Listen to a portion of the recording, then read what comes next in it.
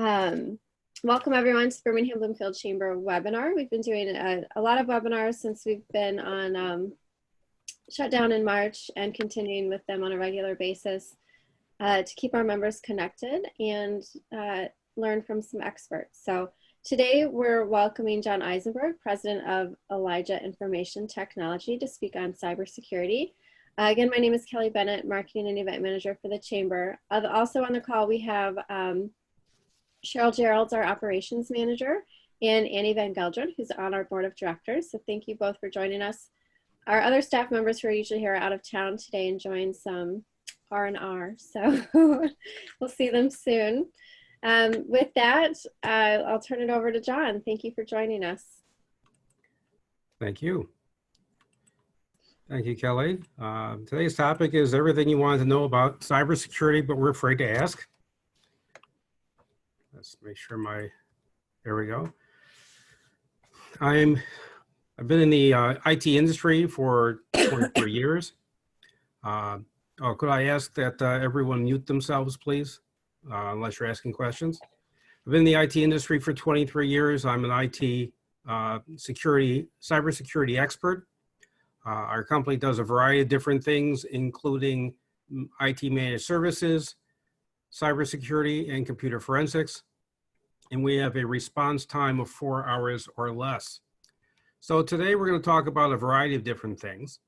We're going to talk about how to protect yourself or to stop being cyber attacked.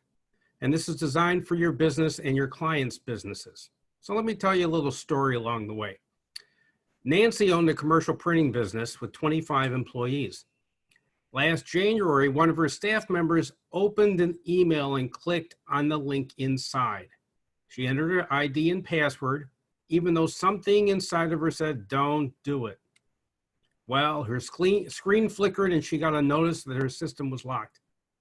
She got ransomware.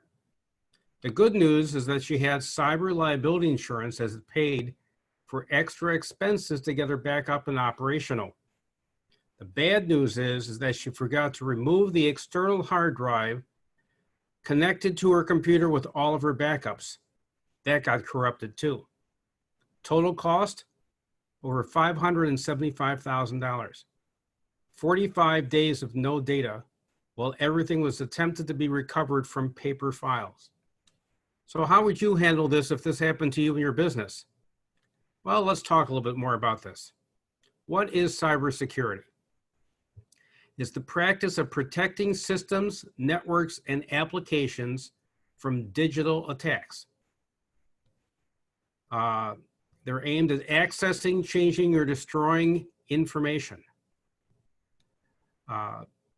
We implement effective measures to protect you. And some of these attacks happen every day. As an example, here are 4 of them that have occurred in the last 6 months. For Marriott, 2 employees' credentials were used. Hackers had accessed birth dates, names, mailing address, and loyalty information. The good news was no passwords or credit card information was obtained. Checkpoint, which is a DNS or dynamic name system, got corrupted with the nanobot corruption and spread around the world in a matter of seconds.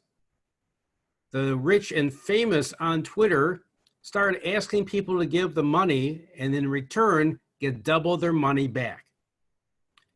And also on July 14th, Android phones sold in the USA have a pre-installed malware, a Trojan virus. So that happens all the time. So how does this affect you?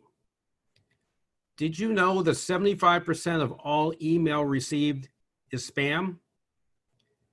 Did you know that 75% of all mobile devices do not have security software running? Did you know that 69% of people open an email from someone that they know? 47% open email solely based on what's on the subject line. And 50% of US citizens check their mail more than 10 times a day. So we got to be careful what you click on, because otherwise One click can cause your business to go, your company to go out of business. So let's talk about what a phishing email is. A phishing email is an email that looks like it's coming from one company, but it really isn't. So this one, it says it's coming from Chase. So let's talk about some of the items that we have to take a look at. We have to look at the email address where it's coming from. So it's coming from Baseball 360. That sure doesn't look like Chase to me. That's a good indication that there's a problem. Notice it also says this being sent to recipients. I don't know about you, but my name isn't recipients. That's a group distribution list. The other thing to look at is where it says click here. And sometimes you can take your mouse and hover it over that link. And what it will do is to allow you to see what the link actually says. And I copied and pasted the actual link. Does that look to you like it's coming from Chase? No. So when you get a message like this, just go ahead and delete it. So what do I need to do to protect myself from a cybersecurity? Remember, if something says if it looks like it's too good to be true, then it probably is. Remember, the IRS will never send you an email. You'll always receive a paper document. Just got to be very careful on what you click on. Follow some of the tips that are shown on the screen. By the way, if you get an email from someone and you know that person and it looks a little weird, pick up the phone and call that person and say, did you just send something to me? And if they say no, then go ahead and delete the message. Email spoofing. Spoofing is where a message takes you to a website to do different things. So in this case, this looks like it's an Amazon sign-in. But you notice that the Amazon is spelled wrong in the address line? That's a good indication that there's a problem. So the best solution is look carefully before you log into any website. Make sure the spelling is accurate. And if you're not sure, just pick up the phone and make a phone call. Here's another one that came through on a mobile device. This was a recent Amazon hack. And it looks okay until you see the line in the box. Now, I can tell you that that sure doesn't look like an Amazon site. And by the way, if you looked up area code 863, that's going to tell you that's in Lakeland, Florida. Amazon is based out of Seattle. Their area code is 206. Another thing that's going around are sextortion scams. And it's sometimes sent to you and addressed to you. And it's an attempt to have you pay money. And if you think this is not popular, so far in 2020, the hackers are making close to $100,000 a month. Some messages give you a password. They say they've gotten this from a website that you enter your credentials in several years ago. They want you to pay money.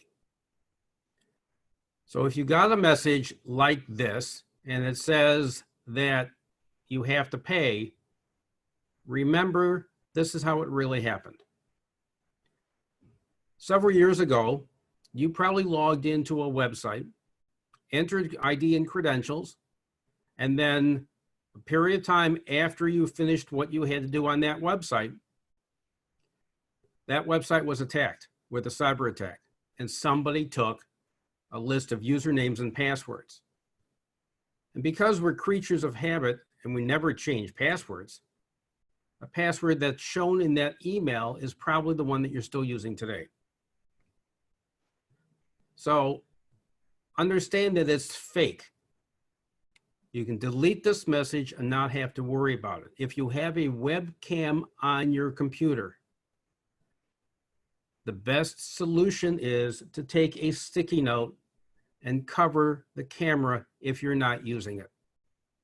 This way, even if someone attempted to connect and look at you and watch you while you're doing your work, if it's covered, they can't see.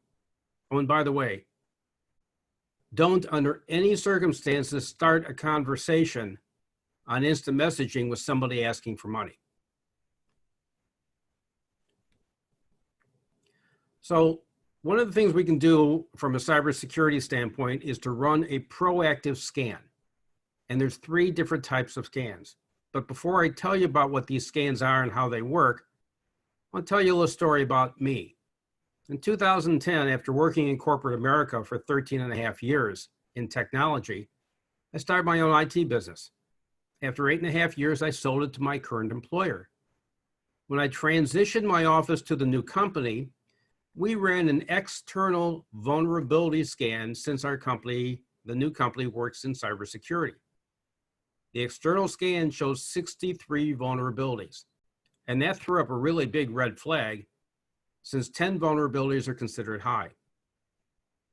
After reading the 30+ pages of reports, we were able to determine that our firewall had not been updated with firmware and security updates in over 4 years. We took care of our clients, just never took care of ourselves. So we immediately replaced the firewall with a new device and reran the scans and had 0 vulnerabilities after the firewall was installed. An external scan checks your network from the outside. We pinpoint potential avenues of a network attack where access may be gained through internet-connected servers or equipment by individuals outside of your organization who don't have the right credentials to log in. We conduct a mock attack to test the security controls, developing and presenting you with an assessment on findings and recommendations that you can use to fix the problem. An internal scan basically does the same thing as the external scan, but it works on the inside of your network. We bring a laptop in, or we install the software on a local machine and run the scans to determine what security or lack of security may occur on the inside of your network. Internal testing looks at ways that employees or insiders may lead to a breach either through neglect, malice, the accidental download of an application, which of course none of us ever do, anything such as ransomware or malware, which has the potential to bring the entire network down. Pen testing is performed from inside the network. And there's several scans, but the most popular is the application pen test. And PEN stands for penetration testing. We investigate potential threats and vulnerabilities posed by many internet-based applications through your business. We access it from any location. It can be accessed from any location worldwide and just as easily breached. And the last thing we want to see is credit card, customer, and financial data vulnerable to attacks. Data security. How protected is your client's data? Well, these statistics are very alarming. So we need to make sure that your business is properly protected.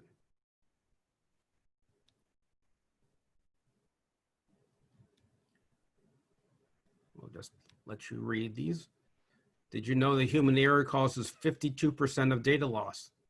Yes, we are, pardon the expression, human.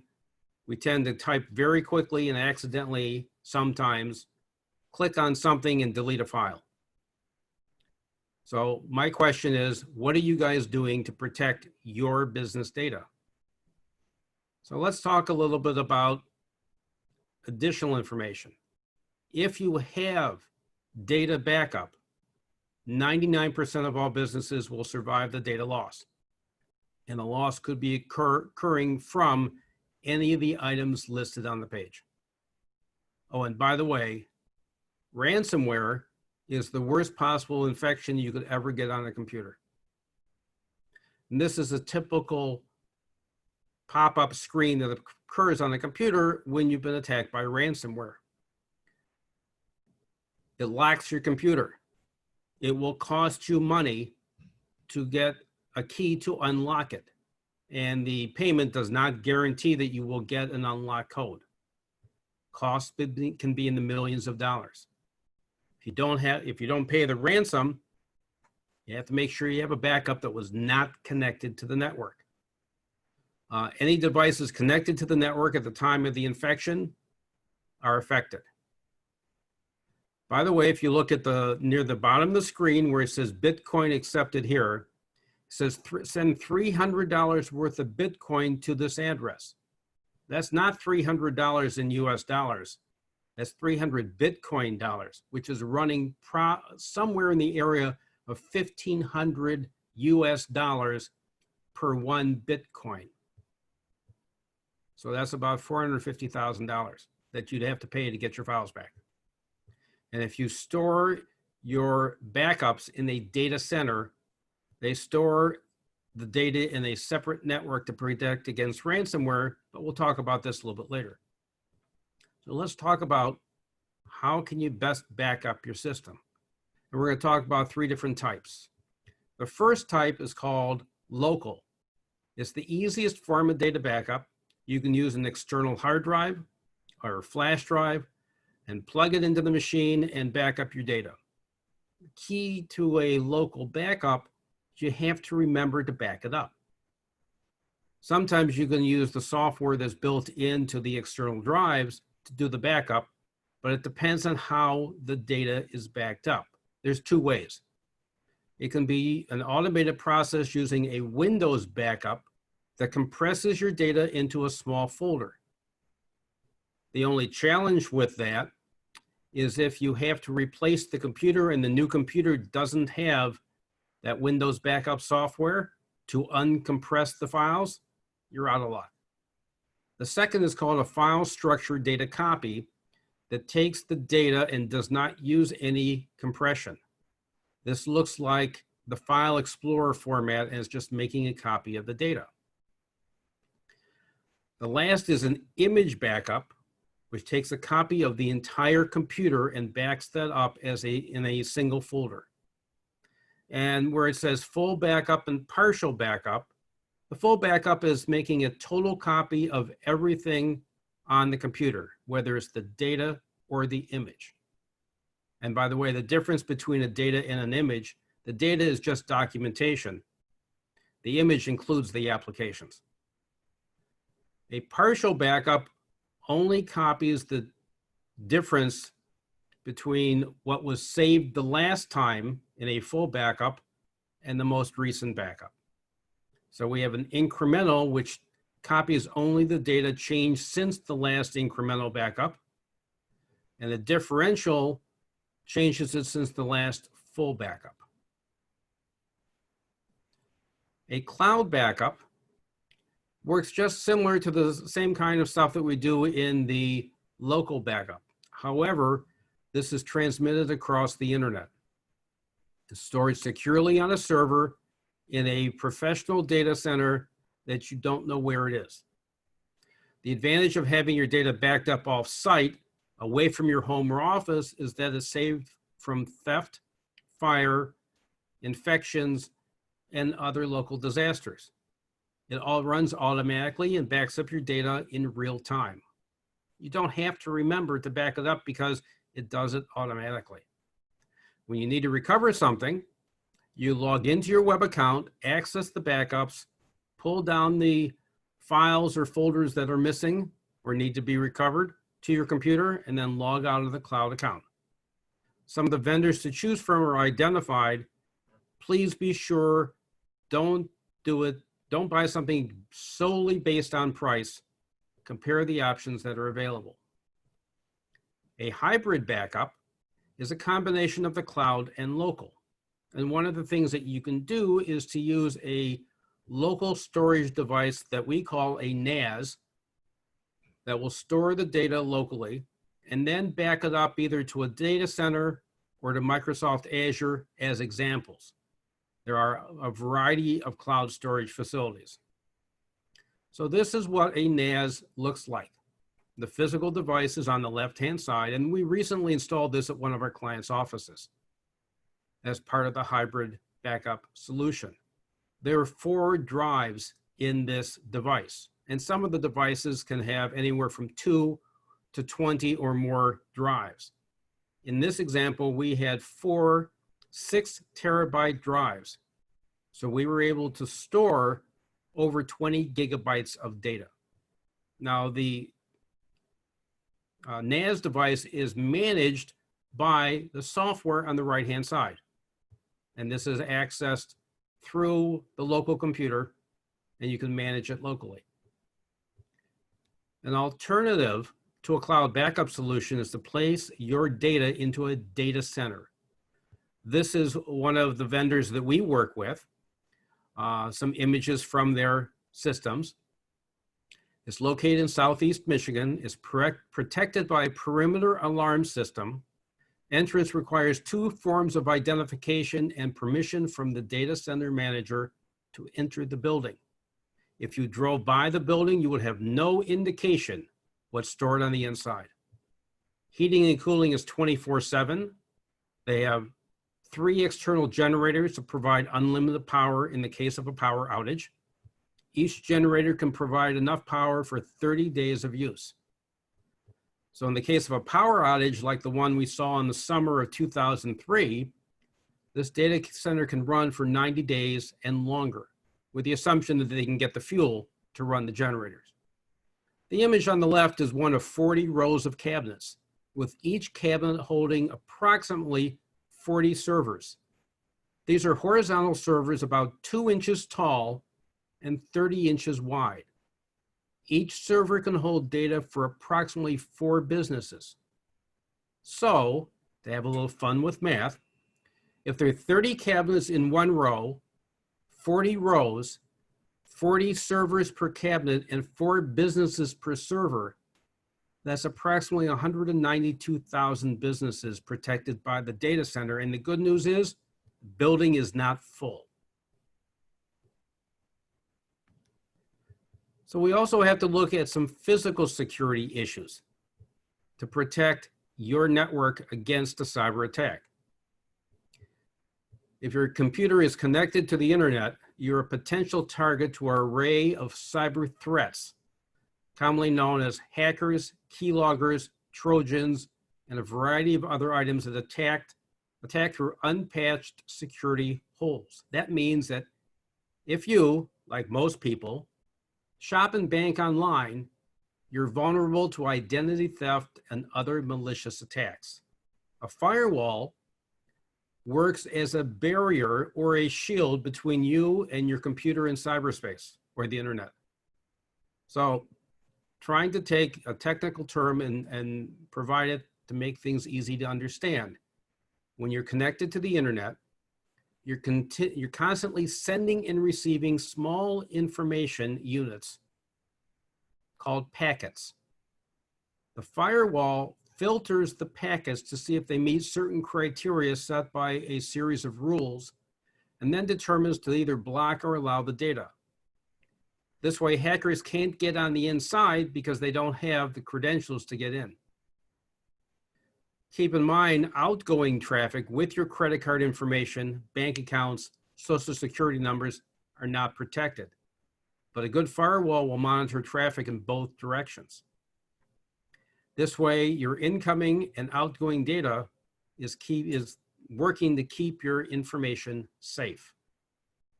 Although a firewall protects critical protection to keep your computer safe from unauthorized access, it can't remove malware from a system that's already been infected.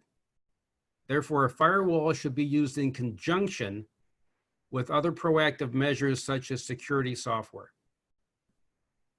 So let's take a look at what a network map looks at. And this is a very simplistic network map. This is what you normally find in businesses.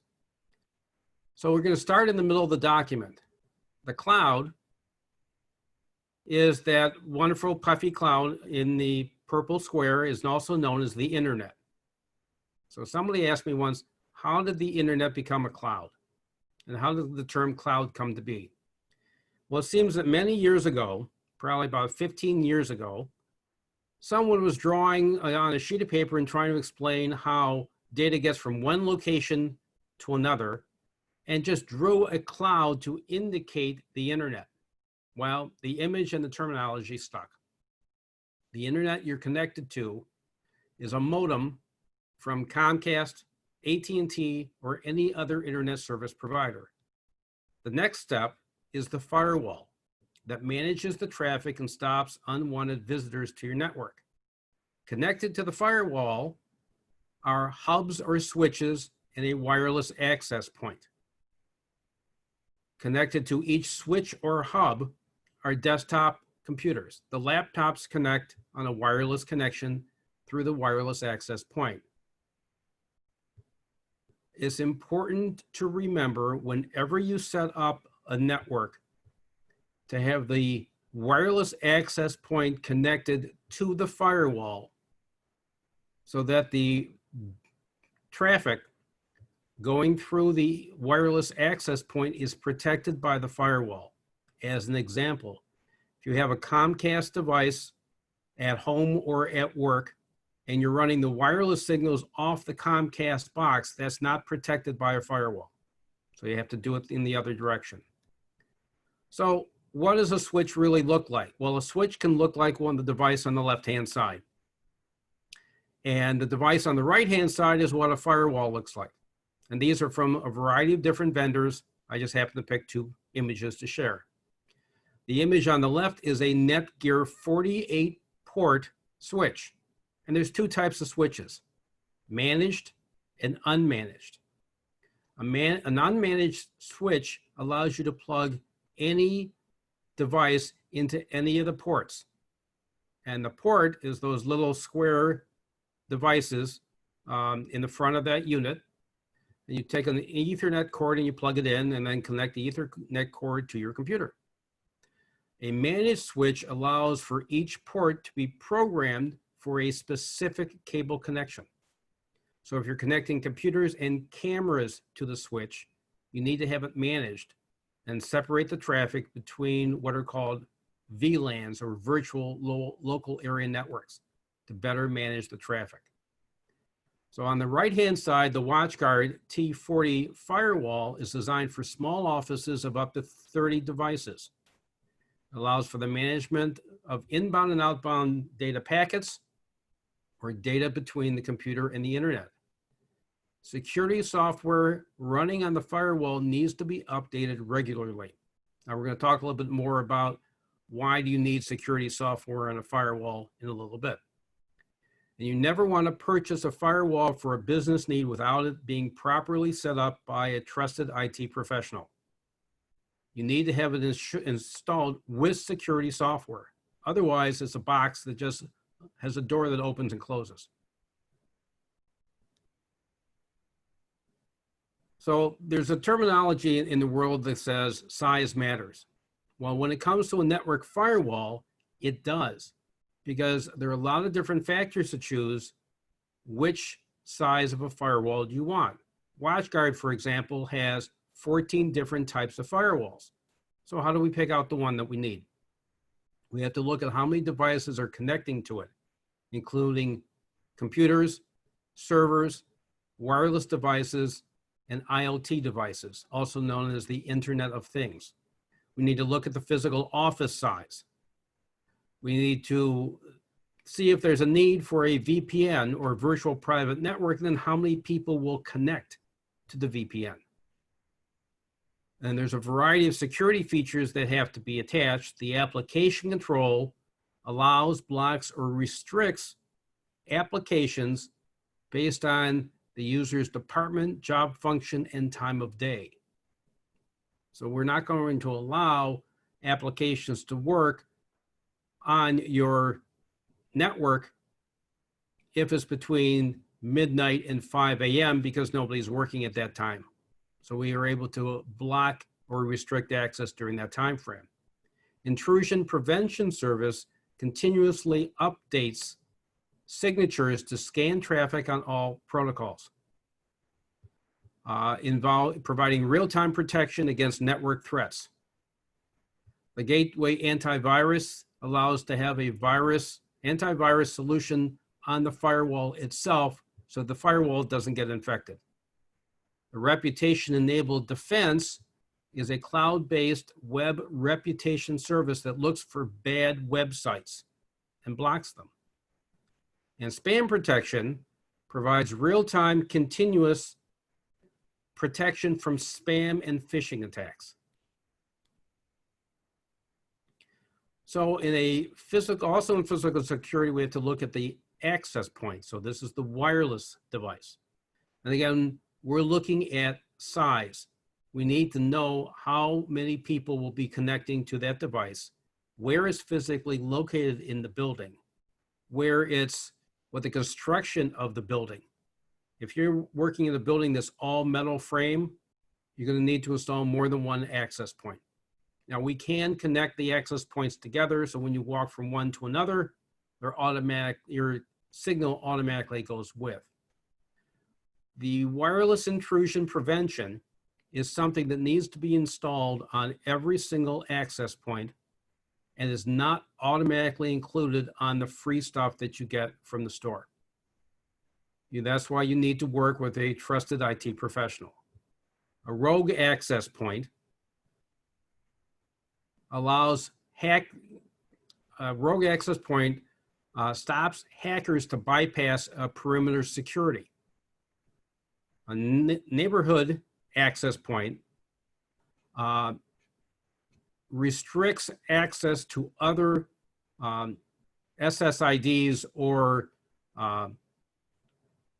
wireless networks while in the range of your network. So for an example, if your business is next door to somebody else's, we need to make sure that no one can access the other person's network from within yours. The evil twin is probably the worst one that there is. Have you ever been out to a Starbucks or a Panera or a Big B Coffee and someplace else and you're connected on their network? How do you know it's really their network and that somebody else isn't sitting in the coffee shop posting a twin of the network that you're on? Because evil twin lures users to connect to it so they can spy on traffic, steal data, and infect systems. So you got to be really careful. A rogue client delivers malware to the network after connecting to a bad access point. An ad hoc network uses a peer-to-peer connection to evade security. I know these terms are challenging, I apologize. Misconfigured access point is where somebody set it up the wrong way. A secured Wi-Fi allows access to a unique password for employees and staff members. A public Wi-Fi allows for guests to access the internet when visiting the business. Public Wi-Fi should always have a password. So how do you determine how many access points to have? Well, there's really two ways to do that. We can use heat map technology, or we can guess. Guessing is not always the best solution. So we're going to talk on the next page about, which I'm going to show you now, this is a building that I worked with a heat mapping technology to determine that this is where we want to put the access points, and there's 9 of them. By the way, this building is 135 feet by 135 feet, or 18,000 square feet per floor. So the heat map technology automatically will detect how many access points are needed, where they will need to be placed, and the areas that are covered by the wireless access points. Now you'll notice here that there's 3 or 4 spots where there appears to be dead space. It's not really dead space, but it's not an area where there's going to be a very strong signal. And you'll notice that in the center section, there's a little bit of a stairwell that's not covered. But the design is to have an access point in all areas where there are desks. Internet of Things can include many different types of devices, including the ones that are identified on this page. There's currently over 35 million devices connected to the internet somewhere. 127 new devices connect every second. Ring devices, as an example, can record video and allows people to interact and watch the video all over the internet. And several months ago, a child predator spoke with a young child over a Ring camera. A firewall will stop this interaction. And this image shows some of the IoT types of devices. The actual page, by the way, is over 10 pages long.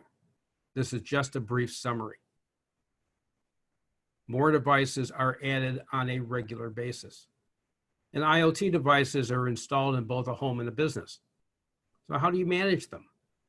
Well, you do the items that are identified on the page. All devices for an IoT should be connected to a public Wi-Fi to get them away from private devices such as computers. We can separate the traffic on a firewall using a VLAN to protect them from attacks from the outside.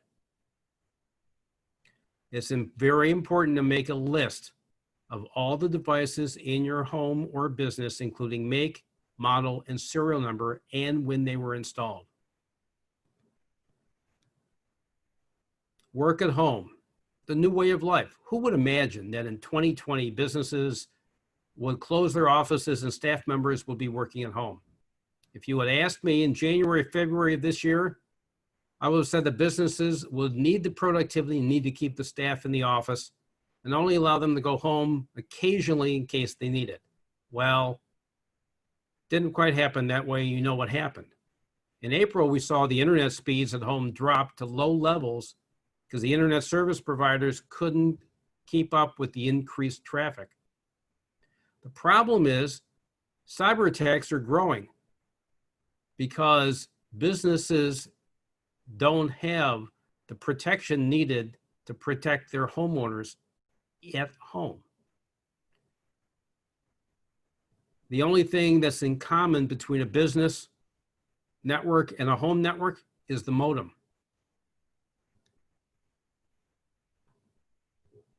So in the office, you're protected by the firewall and group policies, but they don't exist in the home. And yes, a cyber attack occurs every 39 seconds. So the solution is that you need to provide network security at home. My daughter works for one of the big three automakers. She has a company laptop that she's using at home and occasionally will connect to her VPN to get the documentation that she needs and then copy it to her computer and disconnect from the VPN. Then she works on her business laptop on the Wi-Fi. She has a secure Wi-Fi password, but no firewall. I ran an external vulnerability scan and found that she had 25 vulnerabilities. Her new firewall is being installed this upcoming weekend.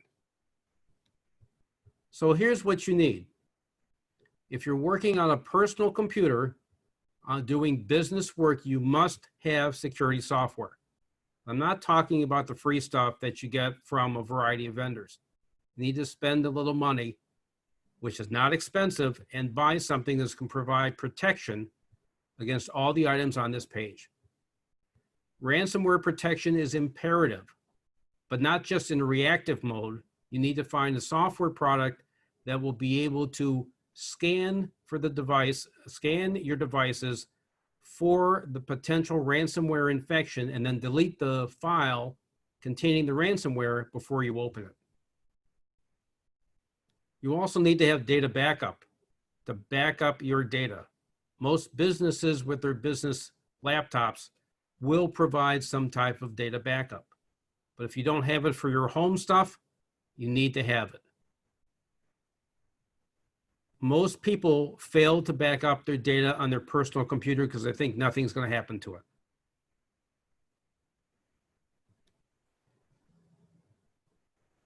Last week, I decided to add up all the passwords that I have. I totaled 76. And that's for my credit card accounts, bank accounts, emails, websites. When I go out to Keurig.com to order coffee, I enter a password, etc. And I had all my passwords on a piece of paper that suddenly disappeared, how am I going to remember my passwords? Using a password keeper will allow you you'll only need to remember one password that you log into the account, and then you can access all of your other passwords. There are a multitude of vendors to use, and you can use either a local account or a cloud account. As an example, one of our vendors provides a cloud solution that costs $36 a year. Physical equipment you need at home include a physical firewall and a wireless access point. The key to remember when you look to buy a firewall is that it must have active intrusion protection.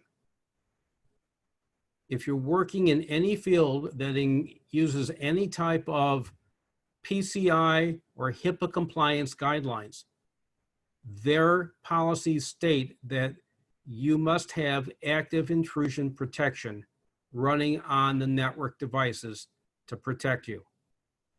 So it's important to know that if you don't have the right software running, you're in violation of guidelines and you don't want your business to be affected by that. The best solution is to reach out to a trusted IT professional and have them assist you with setting something up. So what are you going to do if something happens to you?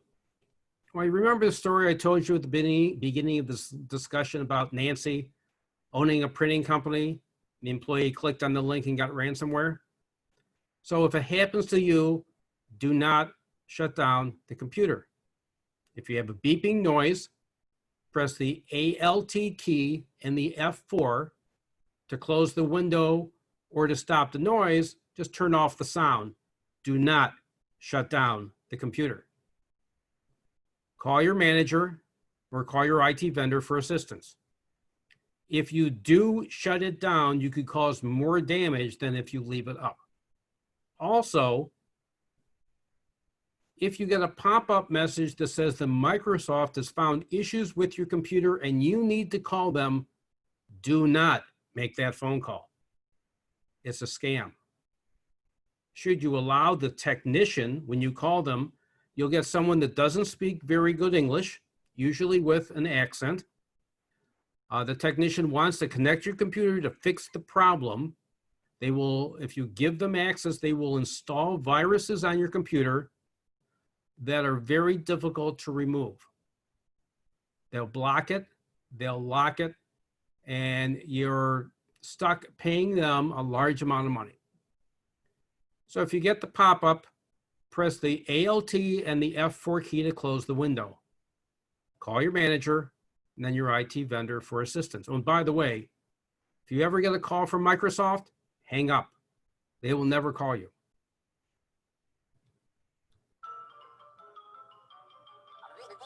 That's all, folks.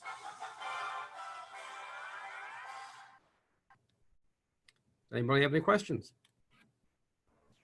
Good job, John. That was good. Oh, hi, Ed.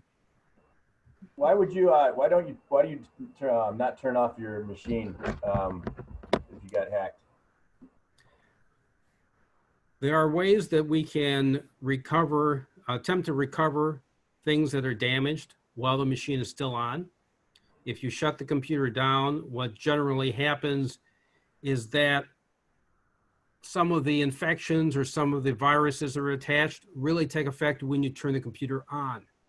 There's something in the back end, and again, technology terminology is called a rootkit virus.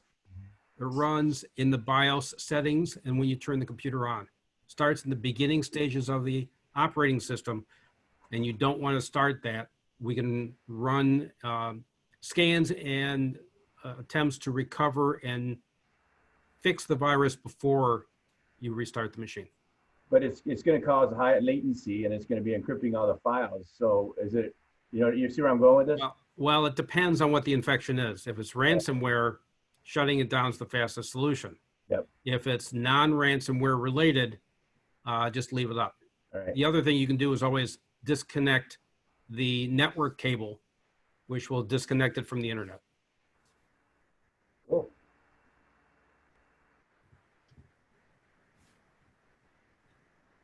John, this is a really basic question, but I wanted to see if you could define what exactly a spam email is. Is that something that, the chamber sends out emails every week? But that's not considered spam. A spam email is something, maybe, is it from, the clothing company that I ordered from 2 years ago? They send me emails every day. Is that a spam email? Or is a spam email something from someone I don't know where it came from? Can you just define that for me? Sure. A spam email can be any of the above. Oh, Okay. okay. It can be from someone you know, it can be someone that you don't know. The terminology inside the message is important. The link that it comes from is important. So for example, I get emails all the time from Discover credit card telling me that my account is having a problem. Now, I don't click on anything for two reasons. One, because I know it's a spam email. And number two is I don't have a Discover account. Yeah. But people not knowing will click because we're all creatures of habit. We're all curious individuals, so we all want to know. Okay. So the key to answer your question is just be careful what you click on. If it looks too good to be true, it probably is. Thank you. Certainly. So what do you see what's next in like cybersecurity? Do you think there's is there kind of an up and coming scam we should be aware of, or is it status quo? Well, all those wonderful technology newsletters and journals that I get to read in my spare time and try and stay awake with have been telling me that cyber attackers are taking advantage of the COVID pandemic because they know people are now working at home and their security at home is not adequate to meet the needs. So what they're doing is they're pushing out more and more cyber attacks on IP addresses. Now, they don't know if an IP address is a home address or a business address. So they just send out an IP address, send out to all IP addresses.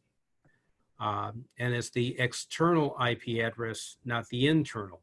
The difference is the internal is just something on the inside of your network that you're connecting to. So in the office, it could be a 192.168.1.x, meaning one of a series of numbers, or a 10.1.10.x if it's a Comcast circuit.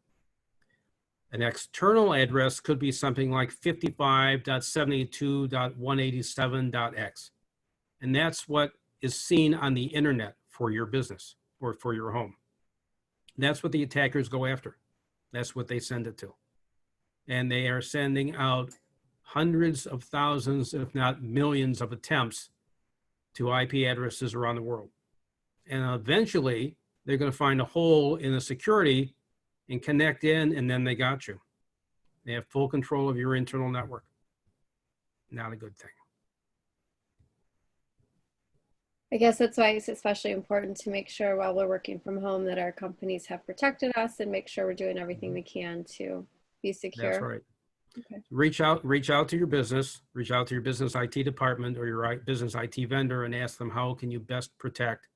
How can I install a firewall in my own home? Thank you. Does anyone have any other questions for John? Any closing thoughts? Nothing? Good job, John. Thank you. Yes, sure. Yes, thank you, John, for joining us today and offering your expertise. You're welcome. In closing, on behalf of the Chamber, again, thank you for joining us. We do have a member coffee next week that we're looking forward to.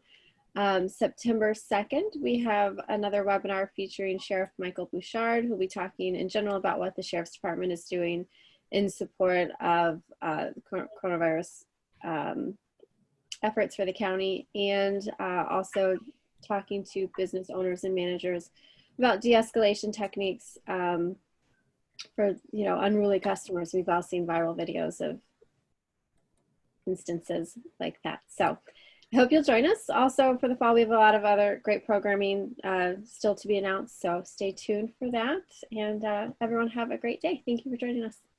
Thank you. Thank you, John. Have a great day, guys. All right. Thank you, Vince. You're welcome. Have a good day. Bye-bye.